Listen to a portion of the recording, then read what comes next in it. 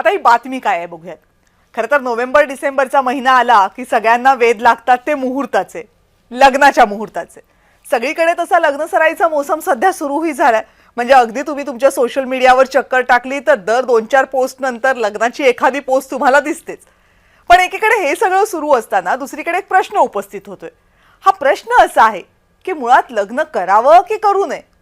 आम्ही नाही विचारत हा प्रश्न विचारलाय ज्येष्ठ अभिनेत्री आणि संसदेमधल्या खासदार जया बच्चन यांनी. नुकतंच जया बच्चन यांना एका मुलाखतीसाठी निमंत्रित करण्यात आलं होतं. त्या मुलाखतीमध्ये बोलत असताना त्यांना एक प्रश्न विचारण्यात आला. त्या प्रश्नाचं उत्तर देताना जया बच्चन असं म्हणाल्या की नव्या पिढीनं लग्नाच्या फंदात पडूच नये असं मला वाटतं. एवढंच काय तर आपल्या 28 वर्षांच्या नातीनं सुद्धा लग्न करू नये असं जया बच्चन यांचं म्हणणं आहे. अर्थात मुलाखतीमधल्या त्यांच्या वक्तव्यानं अनेक चर्चाही सुरू झाल्यात. पण आपण ग्राफिक्सच्या माध्यमातून बघूयात की आपलं हे वक्तव्य करत असताना जया बच्चन यांनी नेमकं काय काय म्हटलंय.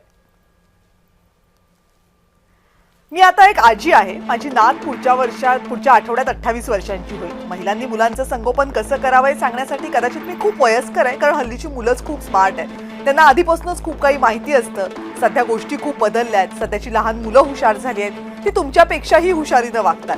आजकालची मुलं कुणालाही मागे टाकू शकतात. माझ्या नातीनं नव्यानं लग्न करावं असं मला वाटत नाही. लग्न संस्था ही आता जुनी झाली आहे. लग्न म्हणजे दिल्लीच्या लाडू सारखं आहे. जर तुम्ही खाल्लं तर अडचणीत, खाल्लं नाही तर तुम्हाला पश्चाताप. प्रेम आवश्यक आहे आणि तेच महत्वाचं आहे, दुसरं काही नाही.